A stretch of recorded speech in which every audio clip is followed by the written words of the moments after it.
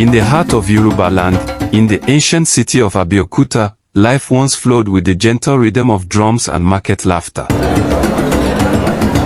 Here lived Odeola, a woman of quiet strength, and Obodio, her childhood friend, whose smile always found her. But on this peaceful morning, destiny was already walking toward them. And then, the world changed. A single gong silenced the market. A government official climbed a wooden stool, and with a voice cold as iron, he declared, "From today, the wealth of Egba women belongs to the state." Fear spread like Harmattan fire. The women stood frozen, their freedom slipping through their fingers. That night, inside a dim hut lit only by trembling lamps, the women of Egba gathered. Some wept, some trembled, and some, like Mama Tani, burned with anger. But among them stood Odeola, young, yet fierce. Her voice steady. "If we do nothing today," she said, "we doom the daughters of tomorrow." Still, the women wondered. Who would dare to lead? Soldiers came with violence. They stormed the market, tearing baskets apart, seizing food, pushing old women to the dust. When Odeola ran to help one of them, a soldier raised his hand to strike. But Obodio stepped forward. His voice low. "Dangerous. Touch her," an answer to the spirit of Egba land. For the first time, the invincible soldiers hesitated. Later, on a lonely hill overlooking the sleeping city, Odeola sat with the weight of her people on her shoulders. Obodio found her there, silent, troubled. He knew her heart. He saw the fire in her eyes. And when she finally spoke, her words were soft, but unbreakable. "We must fight." Obodio nodded. "I will stand with you, always." And under the burning sunset, destiny chose its leaders. The women gathered again, this time in the largest community hall in Abeokuta. The hall glowed with hundreds of oil lamps. Shadows danced across determined faces. Odeola stood at the center, her voice rising like a drumbeat. "We will march. We will not fight with weapons, but with unity." Could they face the government unarmed? Could they stand against soldiers? Mama Tani rose slowly to her feet. "I am old," she said. "But I will march. I will not leave this fight to my daughters."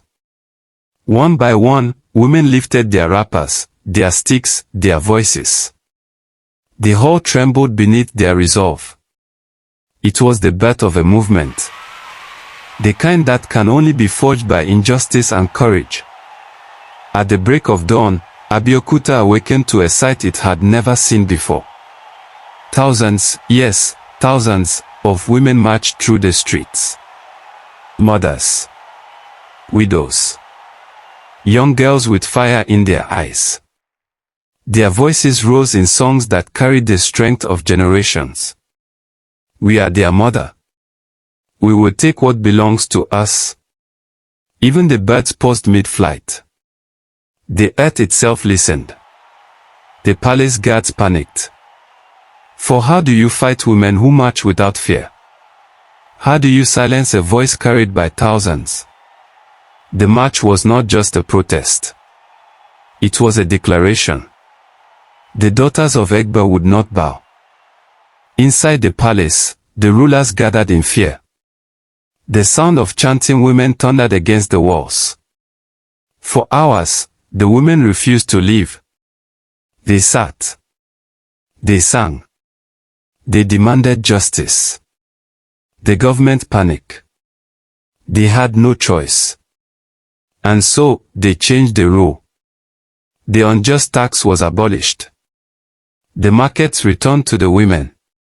The victory belonged to every mother who marched, every daughter who raised her voice, every grandmother who refused to stay silent. As the celebration drums filled Abeokuta, Odeola and Obodio returned to the foot of Olyomo Rock. The night breeze carried the scent of victory. Obodio took her hand gently. You led them, he whispered. You changed history. Odeola smiled softly. We did it together. Under the ancient rock that had watched centuries of battles, Obodio confessed the truth he had buried for years. I have loved you since the days we fetched water together.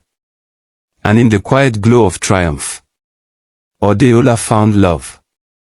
Not as a reward, but as a companion to her courage. In the end, the women returned to their markets, heads high, hearts unbroken. Their story spread beyond Abeokuta. It became a symbol of defiance, a reminder that power is never one-sided. When women stand together, no force on earth can silence them. This is the story of the daughters of Egba. A story of courage, of unity, of love, and of a land forever changed.